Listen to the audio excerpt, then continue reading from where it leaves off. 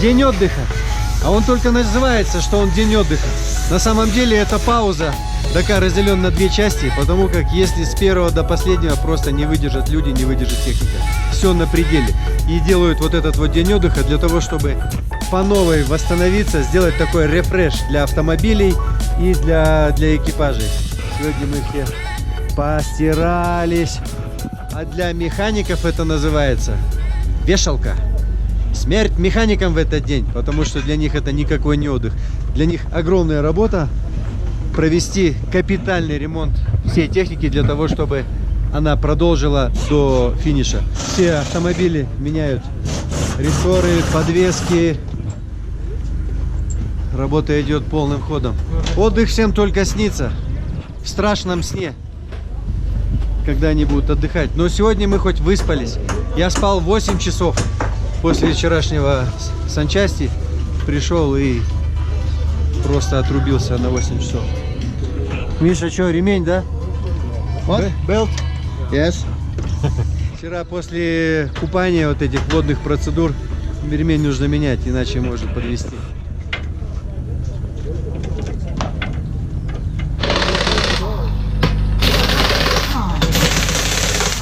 Как вспомню такой баллон менять на спецучастке, дрожь берет. 8 минут на замену баллона. Привет, гайс. Че стоим? Кого ждем? А? А ну-ка давай, Маша, оттуда все. Ладно, что за конфет? Ты что, маленький, что ли, а? Ланч. А, ланч.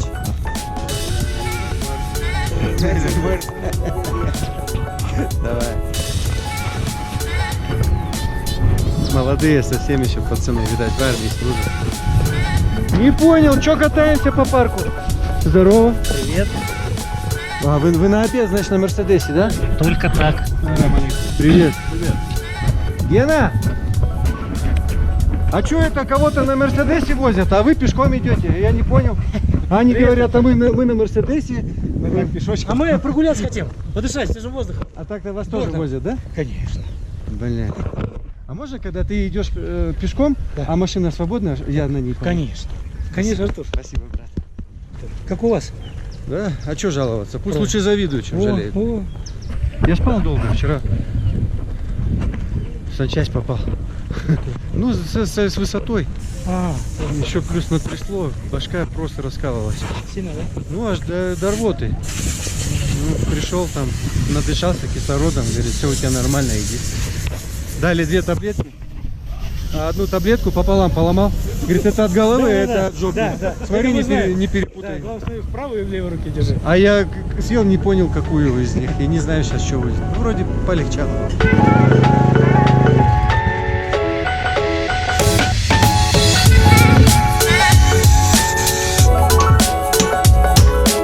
Я хочу рассказать о другой категории участников в Дакаре.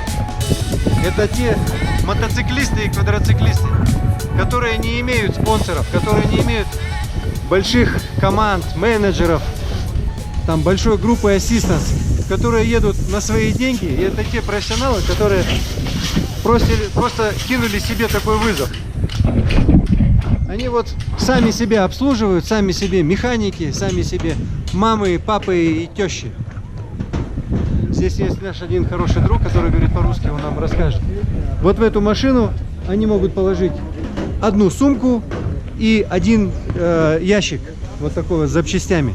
И на каждом биваке эта машина приезжает, им выгружает ящик, дает им палатку, и они сами обслуживаются. Все делают сами. Спят в палатке где-нибудь под деревом или где смогут.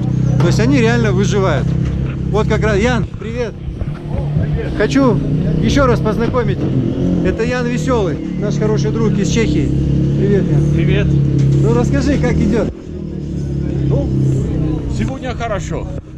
Сегодня свободный день. Вчера я очень устал. Я здесь работаю. Я на этом году участвую в Rally Dakar в категории Малé Moto Original. Это значит, что у нас у всех 25 человек, который участвует в этой категории. Вот такая коробка. Ну-ка покажи, да, что ты имеешь на весь твой Дакар, что у тебя есть? Здесь бардак. О, какой бардак, все нормально. Вот это вся моя жизнь. Еще есть у меня одна сумка Ага. к этому, Который в грузовике, да? ты которая здесь в грузовике разом с этой коробкой. И это все моя жизнь на Ралли Дакар. Я считаю, это настоящий Дакар и настоящий вызов вот для таких людей. Весь Дакар держится именно на таких людей, которые не просят помощи, которые ни с кем не нянчатся, которые сами себя обслуживают и сами себя тащат. Вот это настоящие дакаровцы. Это ничего не значит, что было. Это сейчас будет тяжело, потому что это маратон. Завтра маратонский будет да. участок, только все начинается. И потом еще одна, и потом еще будет этот фиамбала. А что там будет? Ну все знаем, что фиамбала значит. Жопа. Ну жопа так. Именно. И вот это, где очень большая температура и много километров идешь в этом, где речка текла, где Да, где-то по- давно. По руслам нужно Да. будет ехать очень много. Вот смотришь этот в роутбуке Рио, температура подвижается где-то более 50 градусов и там всегда много техники умирает. А скажи, Яник, сколько стоит это вот такой участок, как ты едешь?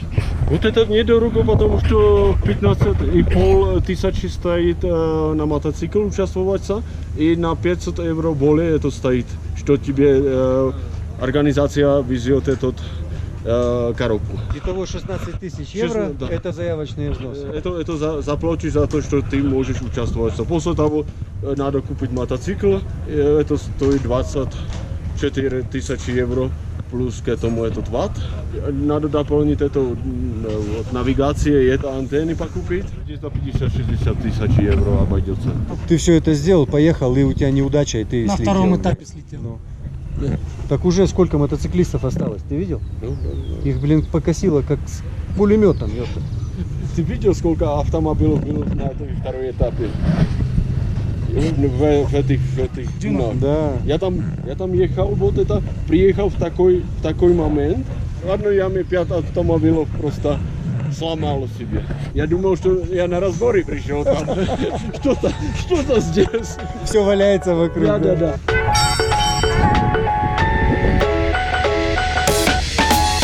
В этом году, кстати, есть такая новость. Это стикер есть на автомобилях и на мотоциклах, на квадроциклах. Вот такой голубой стикер, и если это Рокки, это говорит о том, что этот райдер первый раз в жизни едет Дакар. Они их так как-то идентифицируют. Тот, кто проехал больше 10 Дакаров, у них другой стикер. Legend. Легенда. Если что-то случается, и организаторы сразу же обходятся уже иначе, так как понимают, этот парень едет первый раз, и он не имеет такого колоссального опыта, как уже другие.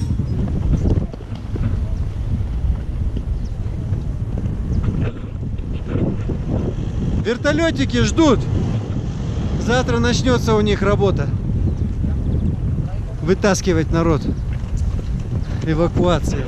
А как раз на той военной базе, где я был, там думал, все. Ага. Километр там обошел, через дорогу еще один лагерь. Здесь, прикинь, то же самое, Васян. Все подтянулись. День отдыха, видишь, доезжают те, кто раненые, битые. Вон они все.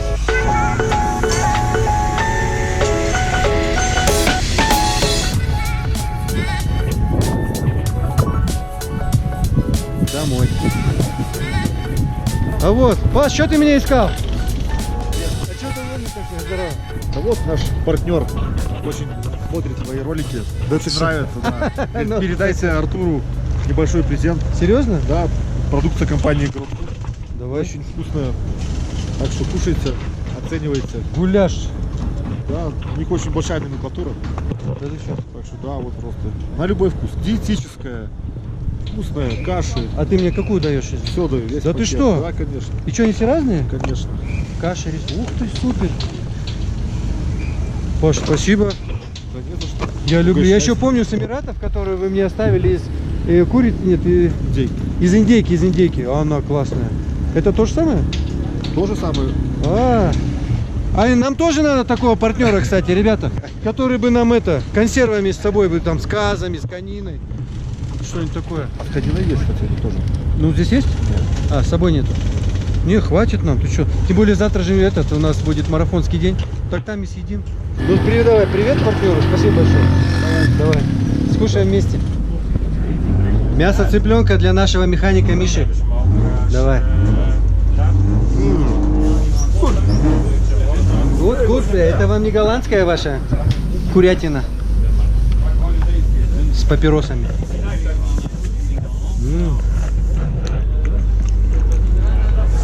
Паштет с томатами в закуску.